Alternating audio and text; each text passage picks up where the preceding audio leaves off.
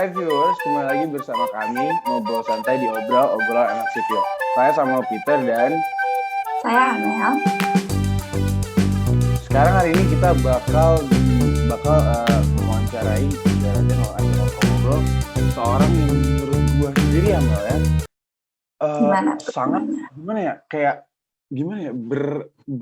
Berapa sih bahasanya? Berprestasi dan berkarisma sekali gitu loh Mel. Kalau ngeliat dari track recordnya ya, kalau ngeliat dari karirnya, Bapak yang akan kita ajak ngomong ini punya leadership yang sangat tinggi, dipercayai sama beberapa bidang, beberapa perusahaan besar di Indonesia untuk memegang ibaratnya memegang kuasa yang paling besar di perusahaan itu gitu loh. Kayak kita tuh, gue pribadi sih penasaran banget gimana caranya Bapak ini bisa mendapatkan prestasi yang seperti itu, ya nggak sih?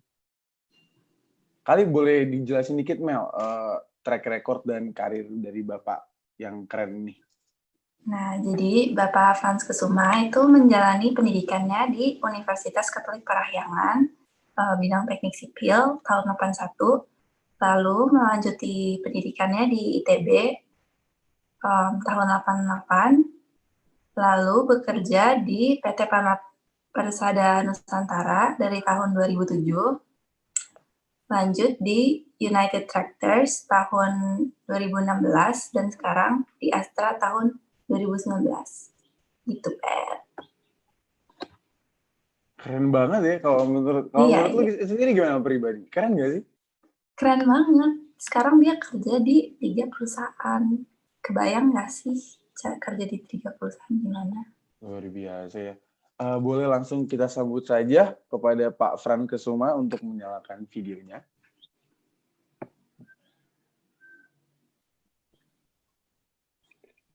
Halo, selamat pagi.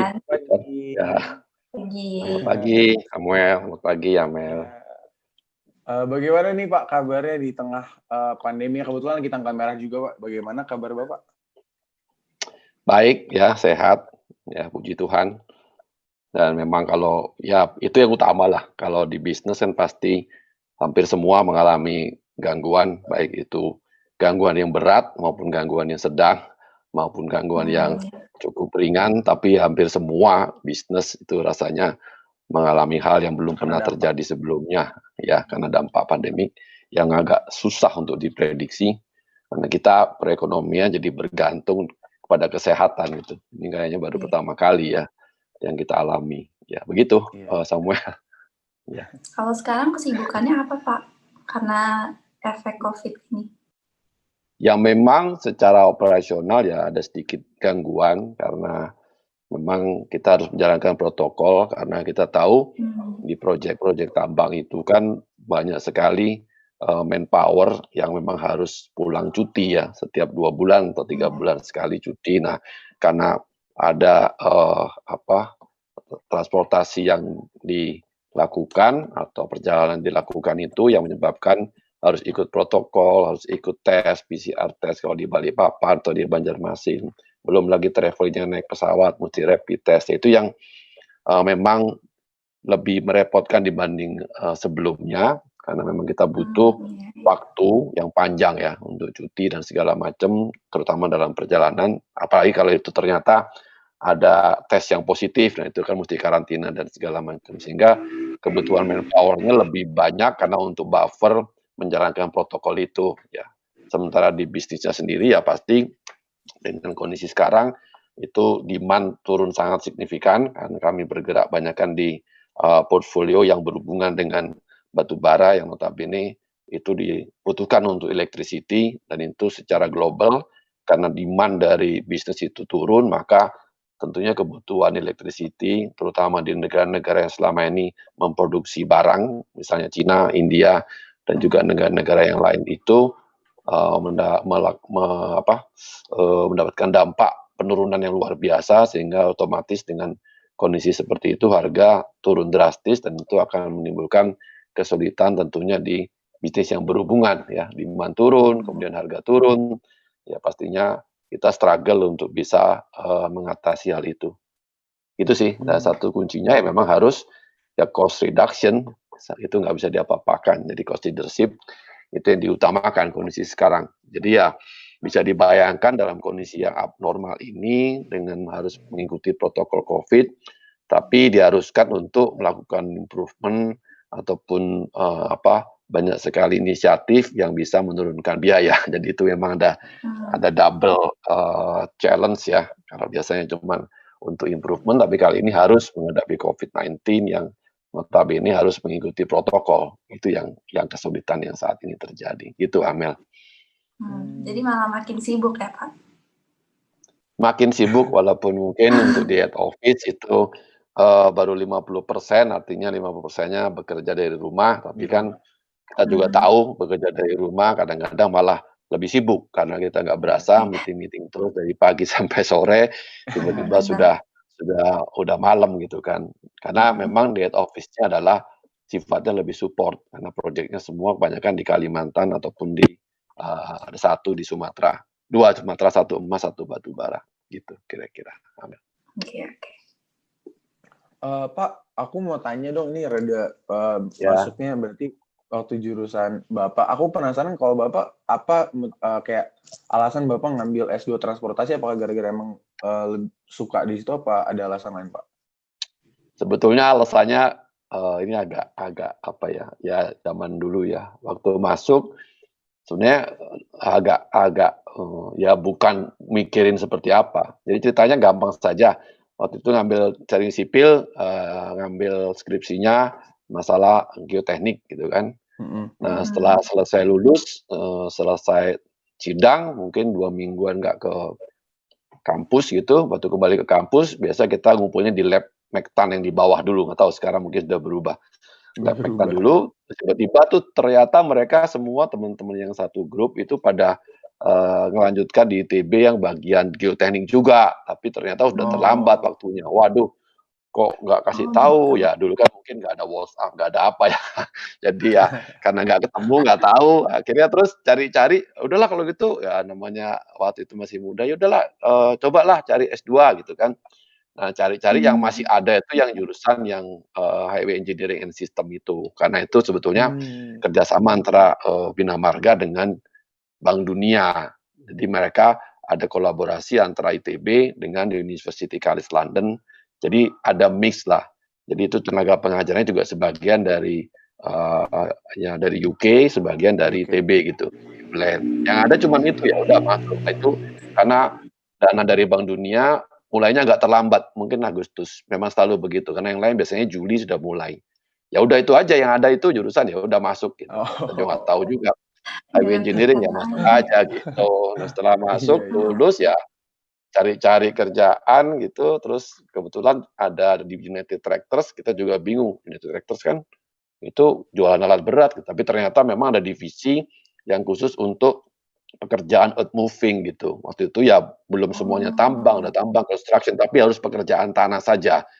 Karena alat-alat berat itu dimanfaatkan untuk melakukan, pemindahan material lah kira-kira begitu. Ya udah masuk di situ, tahun 92 masuk di situ, terus 1 tahun kemudian divisi itu dipindah atau spin off jadi anak perusahaan, namanya PAMA. Jadi sebetulnya masuk pertama kali itu di United Tractors, tapi divisinya kemudian dilepaskan jadi satu anak perusahaan yang fokus untuk earth moving. Nah setelah itu kami juga pernah melakukan pekerjaan, membuat bendungan, tapi khusus pekerjaan tanahnya saja di Batu Tegi dan di Wonorejo. Nah setelah itu tahun 2000-an awal itu booming di batu bara, ya pelan-pelan fokus hanya di pertambangan. Dalam hal ini di pertambangan batu bara waktu itu. Nah itu terus berlanjut, kemudian batu bara itu booming, kemudian tahun 2005 mulai memiliki konsesi juga selain dari sebagai kontraktor. Nah setelah mulai konsesi, kemudian tahun 2007-2008 ada konsesi tambahan.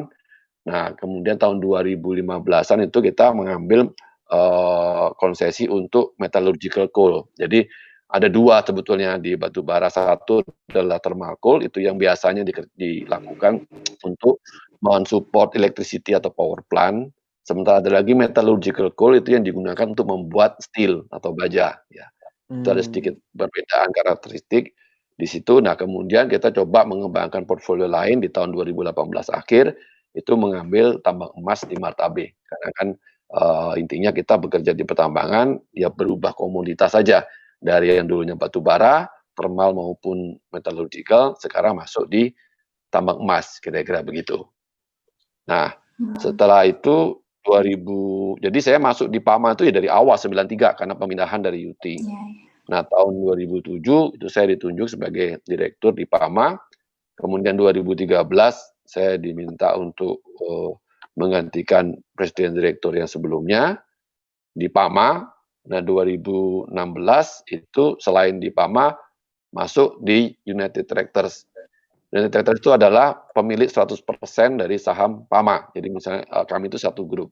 Nah, setelah masuk di situ, ya 2019 saya diminta untuk, menjadi presiden direktur di United Tractors, sekaligus menjadi director in charge di PT Astra International, karena UT itu 60% dimiliki oleh Astra International. Nah, sementara ini memang di PAMA-nya masih menjabat sebagai presiden direktur gitu. Jadi sebetulnya ya bukan 3 perusahaan karena Astra, UT, dan PAMA itu satu grup ya, walaupun di PAMA dan di UT itu memang boleh dibilang merangkap. Tapi kalau di Astra itu memang, sebagai konsekuensi sebagai presiden direktur United Tractors itu otomatis menjabat sebagai director in charge di Astra International. Karena Astra International itu ada beberapa portfolio, masing-masing portfolio itu ada satu director in charge. Kira-kira begitulah, gambarannya. Ya, Nah, ini menarik Samuel. banget nih, Pak. Bapak, pas dilihat di Google nih kerjaannya, tahun segini jadi ini, tahun segini jadi ini. Kayak naik terus gitu, Pak, jabatannya Iya, berkembang progresif. terus. Boleh diceritain nggak, Pak, gimana sih caranya supaya bisa berkembang terus gitu? Kalau saya sih terus terang dari dulu nggak pernah ada ambisi untuk jadi apa ya, artinya jadi apa itu harus begini target. Saya cuman berprinsip, ya kita kerja yang terbaik lah, itu aja. Karena kalau dibilang benar-benar kan yang namanya jabatan itu, saya selalu percaya itu bukan hanya dari kita sendiri, tapi juga pasti ada faktor yang di atas ya, yang itu menentukan. Jadi memang, nggak tahu orang lain mungkin bisa bilang bahwa itu karena, apa, kekuatan dari masing-masing sehingga bisa menjabat. Tapi buat saya sih, jabatan itu bukan hanya dari kita, ya pasti kita harus kerja sebaik mungkin, kita harus punya modal ya, harus, menunjukkan kinerja itu pastilah, itu hal yang nggak bisa dipungkiri. Hanya memang hanya itu saja itu menurut saya sih, tidak Nggak bisa menjamin ya? orang itu akan bisa menjabat, karena paling enggak itu ada juga faktor, ya keberuntungan dalam hal ini blessing dari yang di atas lah, ya dari Tuhan Yang Maha Esa itu mau nggak mau pasti, berperan juga, ya. Jadi saya nggak pernah berpikir tahun 92 masuk di bagian engineering ya, karena background saya di sipil juga dan kita tahu tambang dan sipil itu sangat sangat dekat sebetulnya ya. Kita juga bangun jalan, kita juga mesti berpikir tentang slope stability kalau di tambang, bahkan itu mungkin juga banyak sekali hal-hal yang menjadi apa ya, menjadi lebih kaya dalam arti kalau dulu kita belajar mekanika tanah ya, masih ingat sekarang apa namanya itu, geoteknik gitu ya. Iya, iya. Tapi kalau di, tambang itu lebih ke rock mekanik, nah mekanika batuan, yaitu ada sedikit perbedaan, ya kan. Kalau mekanika batuan itu lebih menentukan kalau dulu kan kita tahu namanya mekanika tanah itu material yang solid, oh berapa gamma dry-nya, berapa kohesinya, berapa sudut geser dalam. Kalau di rock mekanik itu justru join-nya, kayak ada rekahan gimana, jadi kekuatannya itu berbeda. Tapi itu jadi komplementari sih, ilmu-ilmu yang ada di sipil yang di tambang itu kita jadi makin kaya gitu ya. Sama dengan geologis juga. Kadang-kadang kita juga tahu dulu bagaimana caranya mendesain suatu lereng dan segala macam. Tapi ternyata dulu kita nggak pernah berpikir itu geological, kondisinya gimana. Nah, kalau sekarang dalam dalam kenyataan memang harus dipikirkan ada rekahan apa enggak, ada sesar apa enggak.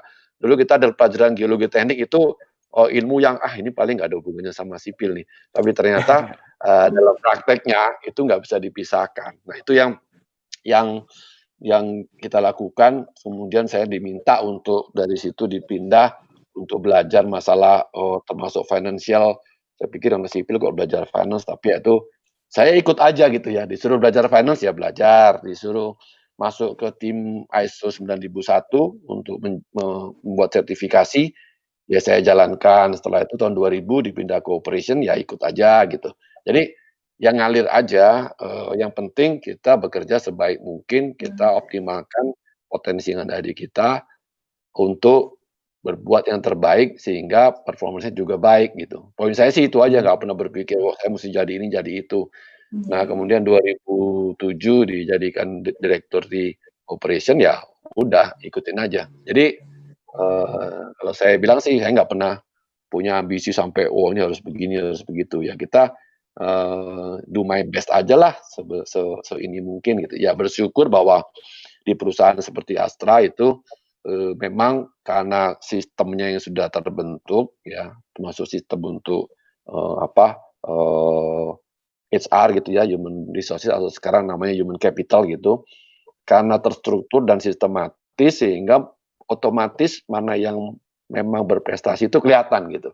Kelihatan dan itu akan direview dan itu sifatnya bukan cuman di dalam perusahaan, tapi juga kalau sudah level tertentu sampai ke grup, ya ke Astra International. Karena kami juga banyak sekali lakukan training yang dilakukan oleh grup. Jadi mereka melihat waktu training itu gimana ya, prestasinya seperti apa, dan itu kadang-kadang juga pakai eksternal, party yang benar-benar profesional gitu. Jadi pakai konsultan, karena konsultan kan nggak ada like dislike ya, dia melihat secara Iya, profesional, objektif ya. ini gimana, ini gimana, mana strength-nya, mana weakness-nya, mana yang mesti apa, di-improve, itu semua ada gitu. Nah itu bersyukur juga bahwa kita ada di tempat yang memang, menghargai prestasi dan juga melihat dengan lebih objektif gitu. Karena nggak ada like dislike dan otomatis kalau kita lihat di Astra itu kan hampir semuanya profesional, memang nggak ada pemilik di situ. Jadi nggak ada yang perlu dilakukan dalam arti, wah ini ada pemilik, kita harus mendekati pemilik, nggak ada. Karena semuanya adalah boleh dibilang employee gitu. Itu sih Iya, iya. kira-kira kalau di Astra, ya. Menarik ya. Pak, aku punya pertanyaan juga nih, kan kayak, Ya. Bapak kan lulusan berarti S1, S2, teknik sipil gitu kan. Mhm, mhm. Apakah Astra itu dulu tuh waktu awal Bapak, bekerja itu adalah emang pilihan pertama dan motivasi Bapak masuk ke Astra itu apa ya, Pak? Sebetulnya nggak ada sampai harus bagaimana ya, kalau dilihat kan satu itu perusahaan besar kita tahu. Mhm. Dan itu kan juga terkenal bahwa manajemennya profesional, ya paling tidak persepsi pada saat masuk awal ya. Event pertama kali juga kita belum paham bahwa UT itu bagian dari Astra, gitu kan. Iya, Yang iya, UT iya, itu iya. besar, taunya begitu, Heeh. profesional, alat berat, kan kita lihat tuh kan cuma 2 ya kalau, alat berat tuh kan Caterpillar, Komatsu, itu aja lah 2 Iya, besar, itu iya. kan ada Trakindo itu kan juga sama kan TU, satunya UT. Ya udah karena itu perusahaan besar, paling tidak ada kesempatan untuk belajar banyak. Karena kalau di perusahaan kecil kan kadang-kadang spesifik satu satu bidang gitu ya. Kalau perusahaan besar kan lebih punya banyak kesempatan untuk belajar sebetulnya sih. Makanya itu kenapa waktu itu, ya udah masuk aja di UT. Nah setelah di UT baru tahu, oh ternyata tuh bagian dari Astra dan sebagainya dan sebagainya. Tetapi dalam Mmm. perjalanan memang terbukti sih bahwa bisa pindah-pindah area gitu kan, dari yang Iya. engineering, kemudian disuruh belajar finance, kemudian masuk ke bagian ISO, kemudian masuk ke operation, nah itu kan memang, bisa rotasi ke mana-mana gitu. Bisa lari ke UT lagi, ke Astra, dan sekarang juga kan ya belajar untuk otomotif, karena paling tidak di board of director kan kita juga, paham juga, oh ini otomotif begini, infrastruktur begini. Nah itu yang awalnya juga mungkin nggak kebayang, yang penting perusahaan besar, ya udah masuk gitu. Iya, Ya, iya, iya. gitu sih kira-kira Samuel. Ini mungkin teman-teman ada yang, tertarik juga nih kerja di Astra, boleh dijelasin nggak Pak, culture kerja di Astra tuh gimana gitu? Ya kalau di Astra pertama kan memang, kita bukan hanya hard skill ya, tapi juga soft skill yang pentingnya. Iya, iya. Karena karakter, kemudian culture itu dari pengalaman memang bagian yang tidak terpisahkan dari, kinerja suatu perusahaan. Apalagi kalau seperti di Pama Persada itu yang notabene butuh, mental yang kuat karena kerja di lapangan, di project, Mhm. di tempat yang remote, itu tantangannya besar ya, dan saya lihat banyak yang kadang-kadang kurang tough ya, karena pengen bekerja mungkin apalagi Mmm. sekarang pengen ngopi, pengen di kafe gitu ya. Dulu bayangkan bahwa saya yang notabene, wah ini lulusan S2 nih ITB, tapi kita tinggal di Kalimantan Selatan gitu kan, di tempat yang bahkan mungkin tidak bisa ketemu dengan air bersih, yang airnya kuning karena air sungai gitu kan. Dan dulu memang tidak sama dengan sekarang. Dulu kadang-kadang di Tanjung Enim itu kalau mau mandi malam itu sengaja cari yang jam 6:30, jam 7, biar nggak ngelihat airnya gitu. Karena lihat Oh, air di bak itu nggak tega gitu. Apalagi Mending kalau digelap dulu ya, Kak, ya? itu ada sungai, pinggir sungai dan itu terus terang, water treatment-nya nggak terlalu bagus lah, kita pakai ijuk segala macam. Nah itu Waduh. kalau di bagian hulu lagi ada ngambil batu, nah itu airnya jadi keruh sekali di sungai itu. Iya Jadi iya iya. karena ngambil batu Oh, mungkin kayak teraduk gitu ya, karena kan biasanya ngambil batu tuh nggak mungkin musim hujan. Jadi musim sudah kemarau, airnya sudah dangkal, terus mereka ambilin batu, itu kan seolah kayak diaduk ya. Jadi Iya. itu yang ngalir ke bagian kami itu bener-bener warnanya gelap sekali gitu. Jadi ya ya paling enggak kayak kayak kayak cafe latte lah gitu kira-kira ya kalau zaman sekarang ya. Nah itu akhirnya, eee, butuh ya itu tadi, kita harus tough ya, mental harus kuat dalam kondisi yang mungkin tidak seperti di kota gitu ya. Nah mhm. makanya itu pendidikan karakter itu penting, ada pendidikan-pendidikan, pembinaan mental dan fisik ya, kami memang kerjasama dengan pihak militer, karena benar-benar harus bekerja keras, ya itu yang paling penting. Jadi secara sistematik dari mulai penerimaan awal itu, memang kita harus memberikan gambaran yang jelas, supaya jangan sampai masuk, kemudian nggak tahan setahun. Banyak sekali Iya sih iya. masuk, kemudian setahun nggak tahan. Nah, saya pikir daripada sama-sama rugi gitu kan, ya dari awal kita udah kasih gambaran, Anda bener nih masuk di sini, kalau berasa nggak siap, ya udah mendingan cari yang lain deh, kira-kira begitulah, ya. Jadi itu sangat ditekankan, value atau culture dari corporate culture itu, dan itu terus dikembangkan setiap saat. Jadi itu mesti di-rejuvenate setiap kali, diingatkan juga supaya mereka punya mental yang kuat. Nah, satu hal yang saya lihat di Astra itu, perusahaan bener-bener fokus di pengembangan, human capital. Artinya apakah itu Mmm, namanya pelatihan, itu bayangkan aja pelatihan yang dikelola oleh Astra International sebagai holding, itu mungkin ada 7 level dari mulai bawah sampai level yang paling atas. Jadi sebelum masuk oh, sebagai, di bawah manajer itu dari pertama kali masuk sudah ada training yang dilakukan oleh Astra. Kemudian nanti begitu mau masuk di satu level di bawah manajer itu namanya, kepala seksi atau section head, ada training lagi. Nanti sebelum jadi Mmm, manajer training lagi. Menjadi setelah senior manager training lagi. Jadi itu memang banyak sekali pengembangan-pengembangan yang itu juga membuka wawasan lebih baik ya, di grup. Dan itu yang dilakukan oleh Astra, karena kami juga yakin bahwa memang human itu sangat penting untuk pengembangan suatu perusahaan, kira-kira mmm, begitu. Ya gambarannya oke. seperti itu. Ya, kalau di Pama apalagi ya harus memang tough gitu, ya. Mmm, Jadi mental itu penting sekali mental dibandingkan ya. dengan hanya sekedar hard skill gitu, soft skill-nya juga penting, leadership itu juga ditekankan dan itu memang dilakukan, training dari Astra International maupun dari internal sendiri, gitu kira-kira. Oh, nah Pak, ngomong-ngomong soal leadership, kalau Mmm, Bapak bisa memimpin perusahaan-perusahaan sebesar itu dengan leadership yang seperti apa sih, Pak? Kayak bagaimana bisa memimpin ibaratnya beberapa perusahaan yang benar-benar besar gitu loh, benar-benar bisa dibilang perusahaan ya memang beberapa kalau gitu. kalau dilihat kan, kalau katakanlah manpower ya, kalau di grup kami itu semua ada mungkin 25.000-26.000 karyawan, Mmm, ya mhm semua. mhm. mmm, Dan pasti sebagai leader, ya kan nggak mungkin kerja sendiri kan, ya. iya. Nah, apa yang dilakukan ya, satu, delegasi itu penting gitu. Kita harus berani mendelegasikan ke level yang di bawah. Nah, kuncinya Mmm, sebetulnya adalah Anda harus tahu persis apa sih key point-nya yang mesti diperhatikan. Jadi nggak perlu sampai detail sampai di bawah, ada satu indikasi, yang muncul, Anda sudah tahu ini pasti masalahnya di sini. Dan saya bersyukur karena Mmm, mulai dari bawah, jadi tahu persis ya di lapangan seperti apa.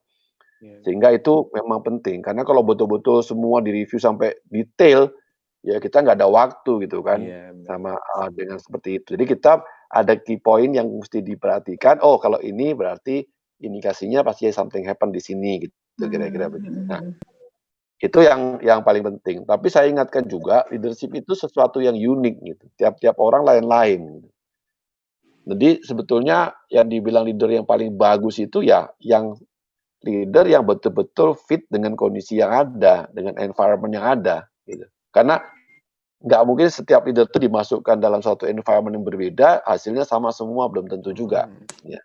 Jadi leadership itu sesuatu yang unik menurut saya, dan itu memang istilahnya apa ya? Kalau orang bilang itu bawaan orok gitu ya, dari mulai lahir, kemudian sekolah, kemudian dengan lingkungannya itu membentuk karakter masing-masing. Apakah leader itu keras atau leader itu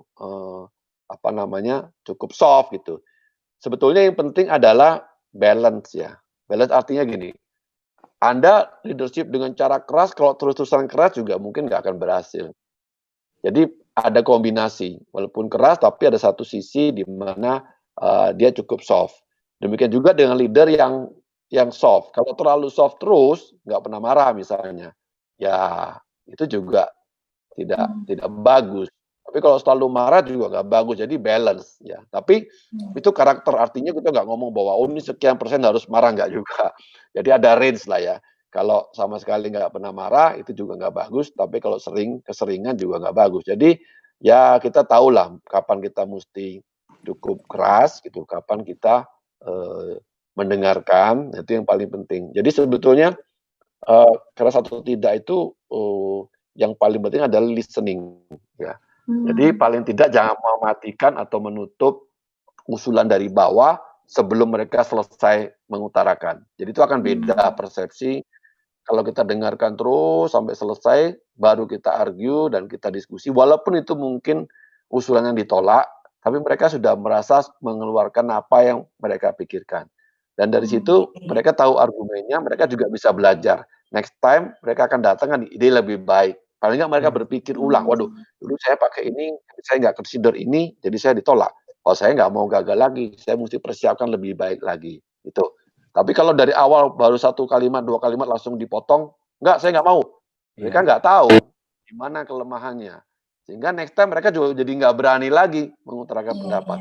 Padahal kita juga tahu pendapat-pendapat itu belum tentu tidak bisa dilaksanakan. Tapi banyak hal yang bisa dilaksanakan dengan beberapa, ya istilahnya dipoles sedikit lah, atau beberapa revisi, dan itu bisa jadi bagus gitu.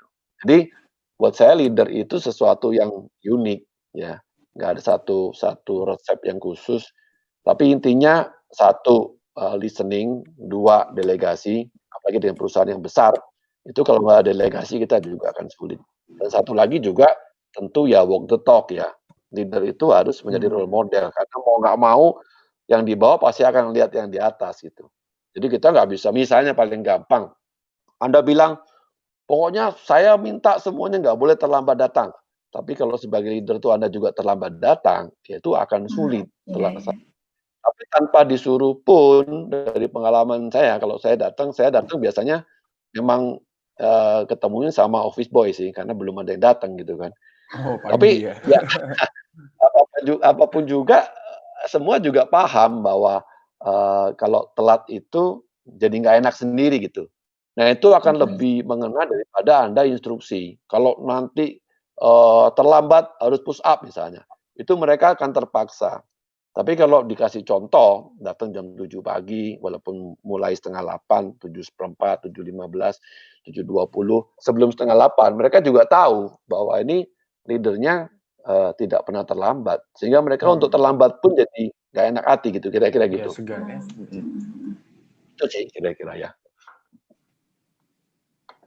Nah, Mungkin ada yang lain? Ya, kalau di bidang pertambangan kan sekarang lagi krisis ya. Betul. Itu cara mengatasinya gimana Bapak sebagai ketua gitu? Ya memang di dalam ini memang agak extraordinary ya. Kalau kita tahu 2014, 13, 14 itu juga terjadi krisis.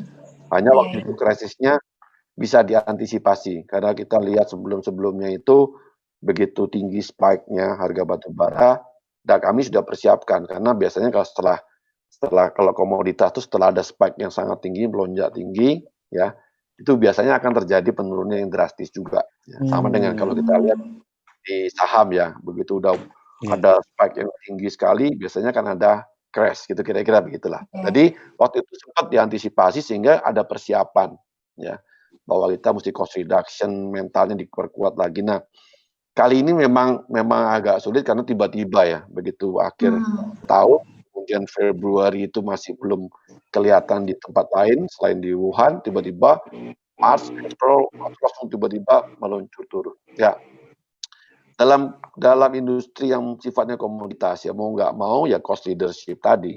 Jadi memang seberapa cepat industri bisa menurunkan biaya, itu yang paling penting. Karena kalau yang lain kita nggak bisa apa-apa. Jadi sebetulnya fokus kalau di PAMA itu bukan masalah profit sebetulnya. Kalau profit itu kan tergantung dari harga komoditas juga. Tapi kalau itu kita biayanya udah paling rendah, ya itu anggapannya kita bisa survive gitu apapun juga.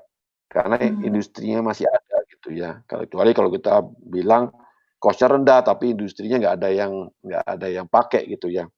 Itu berbeda atau nggak ada demand ya. Contoh dulu kan mungkin contoh sekarang paling gampang mungkin Anda belum ngalamin demam Walkman waktu itulah kira-kira ya.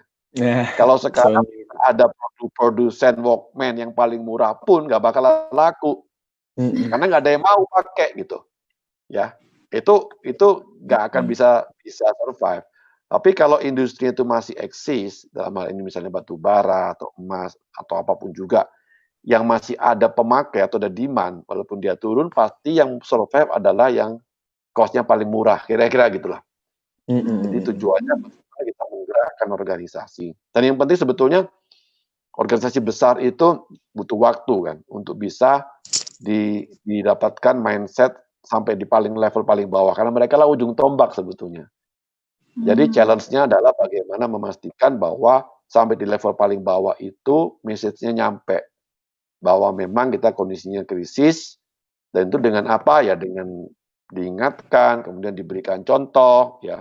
Misalnya dulu setiap project manager itu punya mobil yang diberikan oleh perusahaan sebagai mobil dinas. Mungkin sekarang mereka sharing dengan anak buah, itu akan membuat anak buah yang paling di bawah itu melihat, oh ternyata memang situasinya memang betul-betul krisis. Jadi itu yang saya bilang, role model itu bukan hanya leader yang paling di atas, tapi di setiap level itu juga namanya leadership kan, project manager, operation manager, even tuh yang namanya kalau di sipil itu namanya Pak Mandor atau supervisor, itu juga leader buat yang paling bawah. Nah itu setiap level itu harus menunjukkan yang tadi saya bilang, ya mendengarkan bawahan dan memberikan contoh. Ya. Nah tugas kita lah bagaimana itu sampai di organisasi paling bawah itu setiap leadernya bertindak sesuai dengan apa yang kita inginkan. Itu sih kira-kira. Menarik. Pak, ini pertanyaan yang menurut saya lagi mengena banget buat situasi kita sekarang. Kayak maksudnya kan ini di dunia ini kasarnya energi ini menjadi kayak banyak isu-isu yang mencari kayak misalnya kayak yang Tesla sekarang kan mencari gimana solusi untuk mencapai suatu energi yang ibaratnya eco-friendly lah segala macam dan ibaratnya renewable dan nggak apa ya, jadi sustainable lah kasarnya gitu. Jadi kalau untuk dari Bapak sendiri, pandangan tentang renewable energy di Indonesia sendiri bagaimana, Pak? Ya ini memang debat yang panjang dan berkesudahan ya. Iya betul. Ada bilang ya ini Pak Frans soalnya di batu bara yang notabene dipersepsikan energinya kotor gitu. Itulah ya. Saya cuma mau melihat secara objektif ya. Memang kalau dilihat tuh ada yang namanya tuh energy triangle atau segitiga energi. Ada beberapa konsiderasi yang mesti dipikirkan. Yang pertama adalah availability, ketersediaan. Ya. Yang kedua yang pasti adalah ekonomi gitu kan. Mana yang paling murah. Dan ketiga memang secara environment gitu ya. Ramah lingkungan, kira-kira kan begitu. Itu mesti balance memang. Kalau kita lihat dari renewable energy itu sampai saat ini, itu availability-nya rendah. Contoh, kan semua bilang bahwa kenapa nggak pakai matahari, negara tropis gitu kan. Hmm.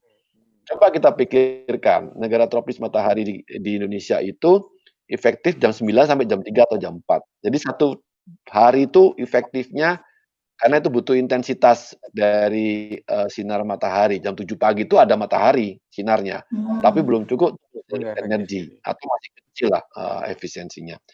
Jadi kalau kita bilang 8 jam sehari, itu artinya kan sehari itu 30% yang available, betul ya? Mhm. Itu kalau musim kemarau gitu kan. Kalau Iya, musim hujan, benar. pasti berkurang. Nah, kita nggak berpikir di situ. Artinya setelah 24 jam setahun, itu mungkin 15-20% yang bisa men-generate Hmm. energi. Nah, masalahnya kita sekarang butuh energi itu kalau siang itu adalah di pabrik gitu kan, di industri. Sedangkan kalau di household, di rumah tangga ya butuhnya malam gitu kan, untuk penerangan dan segala macam. Nah, artinya untuk solar energi itu harus disimpan kan. Pada waktu siang disimpan energinya, sore dikeluarkan. Nah, itu yang butuh storage atau kita bilang baterai. Nah, sampai saat ini kalau di-combine dengan baterai itu masih mahal. Jadi kadang Mmm. orang bilang bahwa sekarang itu sudah murah, betul, untuk men-generate electricity-nya murah. Tapi ya Hmm. itu, murah pada waktu ada matahari, yaitu siang hari. Tapi kalau malam, ya nggak ada. Kalau malam butuh energi dari matahari, harus disimpan. Penyimpanan itu yang masih mahal, gitu. Itu satu. Nah, memang bahwa energi renewable itu ada beberapa. Contoh hydro. Hydro itu yang boleh dibilang kan nggak kenal waktu kan. Karena kalau sungai Hmm. kan nggak mungkin kalau malam itu Iya, berhenti, nggak ada aliran, kan nggak, gitu ya. Iya, Nah, betul iya. itu. itu kita bicara masalah, kapasitas. Karena kita tahu di Indonesia itu yang kapasitas cukup besar itu pasti yang bendungan kan, Hmm. Jatiluhur, apa namanya itu, Karangkates, dan sebagainya lah, Cirata, Saguling, segala macam. Nah, kalau kita lihat hampir tidak ada bendungan yang hanya khusus untuk men-generate electricity. Pasti mereka multi-purpose, flood control, ya, kemudian, irrigation, kemudian pariwisata gitu kan, tourism, baru electricity. Kenapa? Karena kalau itu semua hanya pakai electricity itu pasti nggak visible, biayanya terlalu besar gitu, sehingga mereka di-combine. Nah, jadi kalau untuk yang besar-besar hydro itu menyelesaikan secara availability, karena dia, cukup besar dan dia 24 jam, ya Hmm. kecuali musim kemarau ada sedikit penurunan. Cuman masalahnya secara, biaya juga mahal gitu, kira-kira begitu, ya. Nah, bagaimana kalau kita bilang di Indonesia, ya ujung-ujungnya adalah energy mix ya. Energi itu nggak mungkin satu sumber, harus ada beberapa sumber, oil and gas misalnya, kemudian, batu bara, kemudian renewable gitu. Nah, seperti diketahui kan di, rencana jangka panjang dari pemerintah itu kan diharapkan 23%, apa, Hmm. disupport oleh renewable, baik itu dari geothermal maupun Oh. hydro maupun solar panel, kira-kira begitu. Nah, memang kita tahu itu adalah percentage dan kita juga tahu demand totalnya akan naik terus gitu kan. Ya, artinya secara, eee, quantity itu juga tetap naik gitu, secara kapasitas per kilowatt atau per megawatt-nya akan naik. Jadi menurut saya sih kalau untuk mau ngomong di renewable, karena harganya mahal di negara-negara maju, itu pasti ada subsidi dari government. Nah, pertanyaannya sekarang, kapasitas government untuk mensubsidi itu, gitu. Kita lihat misalnya di Jepang. Di Jepang itu ada solar panel, tapi mereka disubsidi oleh pemerintah, ya. Hmm. Apalagi di negara-negara maju, ada subsidi dari pemerintah, ya. Even kalau kita lihat, Tesla misalnya, itu pun disubsidi. Begitu subsidi Oh. ditarik, itu jadinya harganya jadi terlalu mahal gitu. Nah, memang itu bisa diselesaikan secara teknologi. Kita nggak tahu kemudian ke depannya siapa tahu ada battery teknologi yang benar-benar advance sehingga jadi murah gitu. Nah, Hmm, ya, itu ya. yang jadi yang tadi saya bilang triangle itu. Karena sebetulnya batu bara itu dengan carbon capture teknologi juga bisa dilakukan, apa namanya, eee, cara untuk mengurangi, apa, carbon emission-nya gitu.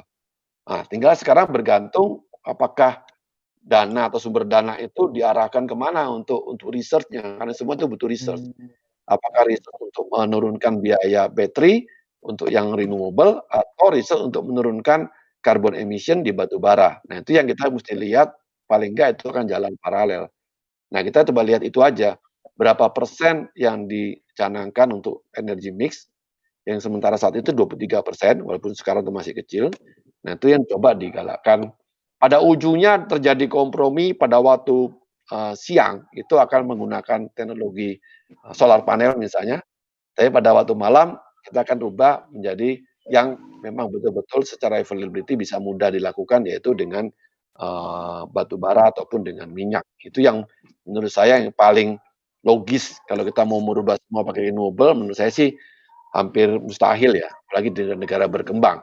Kita lihat tren di dunia sekarang, itu di negara-negara maju, kita sudah menghilangkan batu bara sama sekali. Tapi di negara Hmm. berkembang, China, India, Southeast Asia, termasuk Taiwan, Thailand, kemudian Laos, kemudian Vietnam, itu semua masih butuh batu bara. Karena mereka lebih mudah, lebih murah, gitu. Kira-kira begitulah tentang renewable, mmm, kalau menurut saya sih. menarik menarik. Istilahnya Bapak yang, direktur operasional segala macam di bagian batubara punya pendapat yang menurut saya cukup Iya. menarik ya, terhadap renewable energy. Keren banget, Pak. Ya kita Pak mesti balance ya. Makanya saya ngelihat iya, lihat secara overall ya kita mesti objektif lah. Batu bara objektif, kotor Hmm. yes gitu. mhm. Kira-kira Iya, begitu. iya. Berarti yang saya tangkap juga sebenarnya, bukan masalah kotornya juga, cuman emang kemampuan kita sebagai suatu negara emang belum mencapai sampai yang kayak gitu ya, Pak, ya, istilahnya gitu. Betul, betul. Iya, Mhm. kira-kira. Ya, ini Pak, pertanyaan rada balik lagi sih, tadi yang masalah Bapak manajemen perusahaan. Kita juga, penasaran kayak Bapak tuh bagaimana membagi waktu terhadap perusahaan-perusahaan yang Bapak pegang itu, kayak misalnya, bagaimana bisa semuanya me-manage dengan baik, Hmm. dengan waktu yang ibaratnya 1 hari nggak lebih dari 24 jam gitu, Pak? Oh, ya jadi memang teknologi itu membantu ya. Artinya Mmm, anytime kita bisa melihat kondisi dimanapun, apalagi dengan digital technology, itu misalnya di United Tractors, itu bisa tahu setiap alat itu kondisinya gimana, ya, oh, apakah available atau tidak, apakah sehari itu bekerja berapa jam, itu bisa langsung dimonitor, even pakai pakai gadget, pakai handphone pun bisa mmm, dilakukan. Kita tinggal klik, oh ini nomor sekian, pemiliknya siapa, ya even customer pun di UT juga bisa melihat alat mereka sendiri itu bekerja atau tidak, lokasinya sekarang di mana, jangan-jangan mereka tahu lokasinya di tempat A, tiba-tiba dipindah sama orang lapangan. Nah, itu bisa langsung ketahuan, gitu. gitu. Dengan adanya teknologi, eee, yang dikembangkan, baik itu oleh, manufacturer, artinya dari Komatsunya, ataupun dilakukan oleh kita juga untuk bisa men-trace lokasinya di mana, itu satu. Yang kedua, tentunya dengan review, ya. Ada review berjenjang yang dilakukan dan itu dilakukan secara rutin, ya, weekly, monthly, performance-nya seperti apa. Jadi paling tidak punya gambaran dan itu pun kalau kita mau tahu daily juga ada di sistem, kita bisa lihat. Misalnya di PAMA, produksi hari ini berapa? Dari project A, project B, project C, berapa rencana, berapa, actual-nya. Itu bisa kita monitor secara mudah setiap hari. Setiap pagi kita lihat berapa. Kalau ada something happen kita bisa tanya, "Kenapa nih kok ternyata produksi semalam jauh berkurang di bawah target?" Nah, itu yang dilakukan sehingga bisa terkontrol, nggak sampai tiba-tiba sudah proyeknya berantakan, baru kita tahu, ya. Karena early warning istilahnya, itu sangat menentukan. Kadang-kadang namanya yang project selalu pasti ada kesulitan, ada kelemahan, tapi yang penting antisipasi sebelumnya itu yang lebih penting. Sama dengan contoh kasus 2013, itu 2012 akhir itu kami sudah memprediksi akan ada something happen di 2013. Sehingga dari awal sudah dipersiapkan mental seluruh organisasi, hati-hati loh, besok tahun depan itu bahkan akan terjadi krisis. Karena prinsip saya Hmm. begini, saya selalu bilang, kalau kita kebanjiran, itu kalau tahu dari awal, Anda bisa berpikir, Mmm, checklist, kira-kira apa yang diungsikan ya, gitu. Tapi kalau udah air semata kaki, Anda pasti udah panik, gitu, ya. Kita ingat namanya Nabi Nuh itu karena dia prepare sebelumnya, siapin kapal, begitu ada hujan udah siap kapalnya. Sementara yang lain panik karena nggak tahu apa yang dilakukan. Nah, antisipasi atau early warning itu penting. Di kami 10 hari atau seminggu sebelum akhir bulan, itu sudah ada prediksi akhir bulan ini bakalan seperti apa. Karena melihat dari record dari tanggal 1 sampai tanggal 20 atau sampai tanggal 23, itu bisa diprediksi ke depan dengan teknologi, kira-kira akhir bulan ini seperti apa ya? Mau memenuhi target atau tidak? Kalau enggak, apa yang mesti dilakukan? Jadi kita siap-siap sebelumnya, itu namanya early warning. Ya, kira-kira begitu.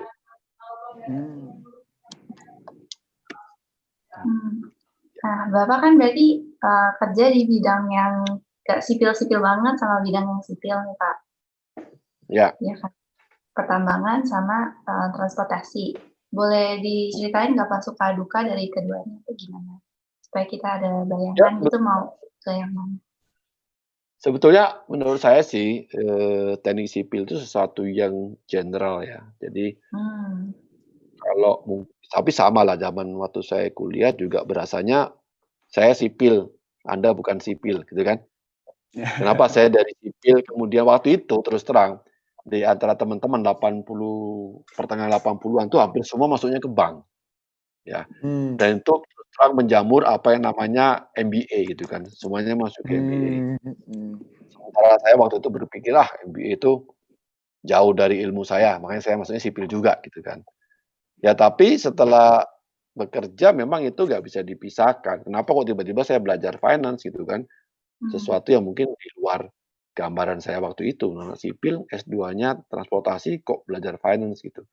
Tapi at the end kan memang semua juga mesti dipelajari walaupun nggak tahu secara persis. Mungkin sekarang juga apalagi dengan grup besar pasti ditanya investor pertanyaannya kenapa balance sheet-nya seperti ini, kenapa kok ini ada profitnya seperti ini, kemudian ini berapa kira-kira gearing levelnya, hal-hal yang mungkin nggak pernah kepikir pada waktu kuliah, nggak pernah diajarkan juga gitu kan.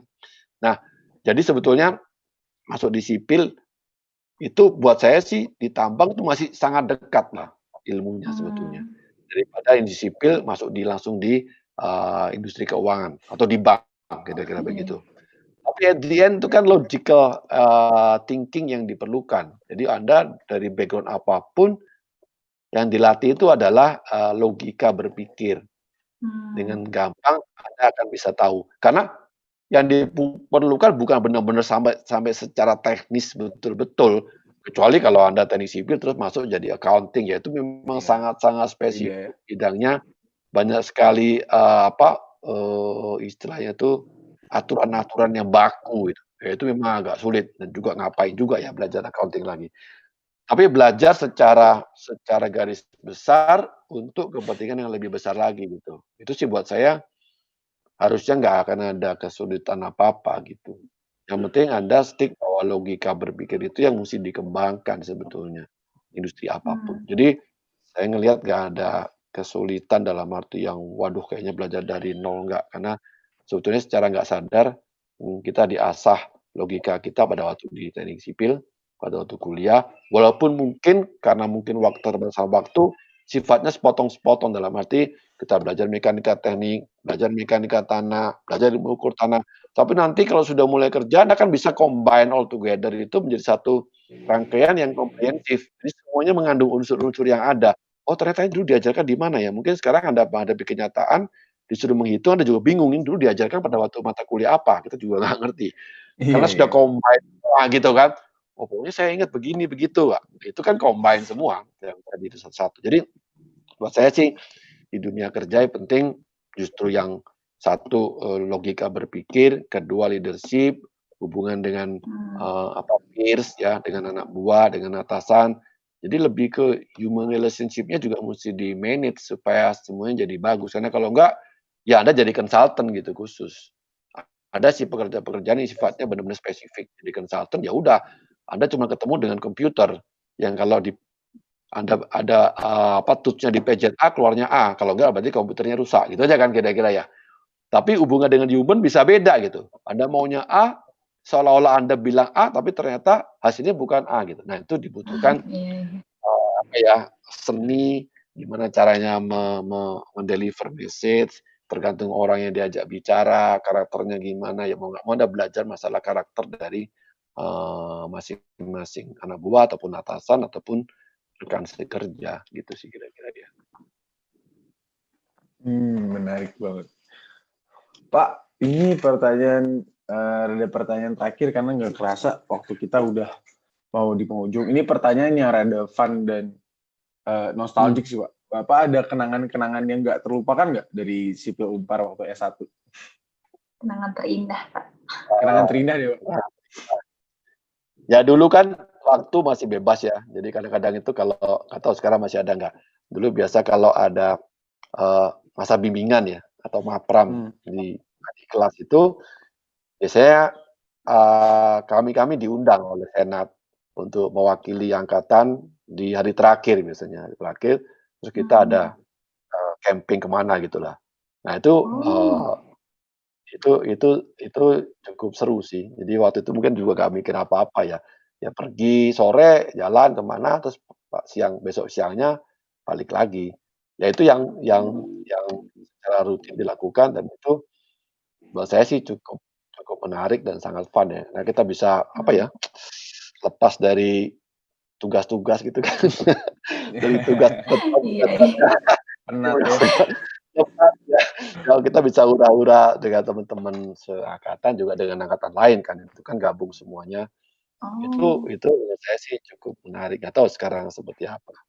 Sementara yang lainnya ya mungkin Anda juga paham ya, atau juga mungkin, masa-masa kita nunggu asisten gitu kan, biasanya kan nungguin giliran, terus ya kita ngumpul dulu kan sipil kecil ya, di ruangan depan senat itu, nggak tahu saya sekarang seperti apa. Ya itu yang ya masa-masa indahnya sih begitu. Kalau yang bikin stres ya Anda pasti juga lebih paham lah gimana stresnya. Iya benar, lumayan, Pak. Oke deh. Sayang banget, sebenarnya masih seru banget, Pak, cuma sayang banget waktu kita tuh udah, mencapai penghujung. Jadi kalau boleh saya simpulin ya, Pak, ya, dari yang tadi kita udah omongin semua, sebenarnya itu kalau leadership itu, beda-beda. Jadi nggak bisa dipukul rata seseorang leader itu harus A, harus B, karena menyesuaikan dengan, lingkungan dan bagaimana situasi dan kondisi pekerjaan dia gitu kan. Kayak yang Bapak bilang juga, Ya. bagaimanapun untuk kita mencapai suatu poin yang baik ini, suatu kesuksesan ini, kita harus melakukan yang terbaik yang kita bisa. Kayak Bapak bilang seperti Bapak misalkan, sekarang tuh zamannya udah nggak yang harus deket ini, harus deket anak, apalagi, perusahaan-perusahaan besar. Jadi lebih ke objektif. Jadi bagaimana kita membawa diri kita, bagaimana kita, bekerja dengan baik, bagaimana itu yang bisa membawa kita nanti ke, poin misalnya seperti Pak Frans ini, bisa menjadi direktur luar biasa banget, Pak, luar biasa banget. Terus, kita juga harus, apalagi kalau misalnya untuk anak-anak sipil, mentalnya juga harus kuat. Ibaratnya kan kita banyak ke lapangan, banyak ke proyek, jadi kita nggak bisa lah terlalu yang manja-manja, yang ngafe-ngafe doang taunya gitu kan. Ya. Terus, buat teman-teman juga yang penasaran bagaimana renewable energy, yang kayak ibaratnya bilang coal itu kotor segala macam, ya yang saya tangkap dari yang Bapak bilang tadi itu sebenarnya memang coal itu nggak sebersih yang lain dan nggak sustainable yang lain. Cuman kemampuan Indonesia untuk sekarang mungkin memang sampai di situ gara-gara kita kan masih banyak sektor-sektor lain yang sebenarnya masih banyak perlu dikembangkan gitu kan.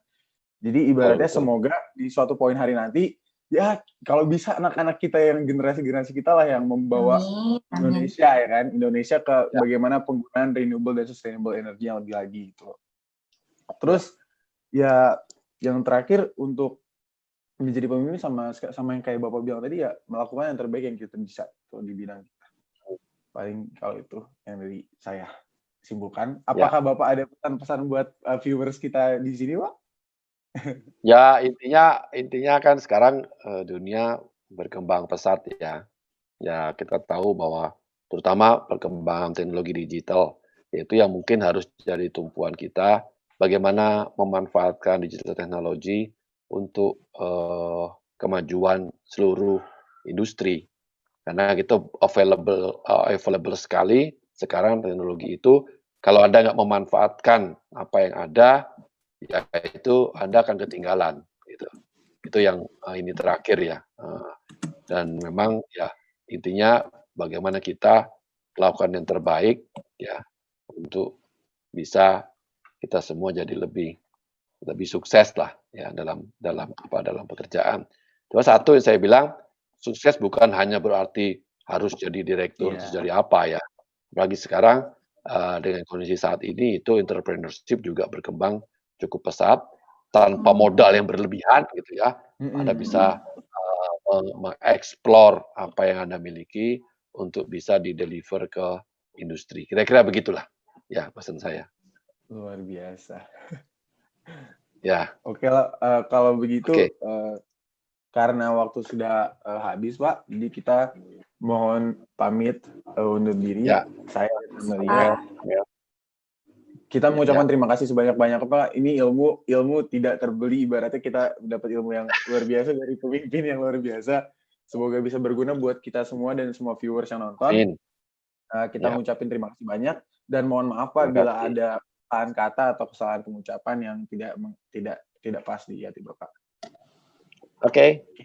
Terima kasih semuanya. Terima kasih. Terima kasih.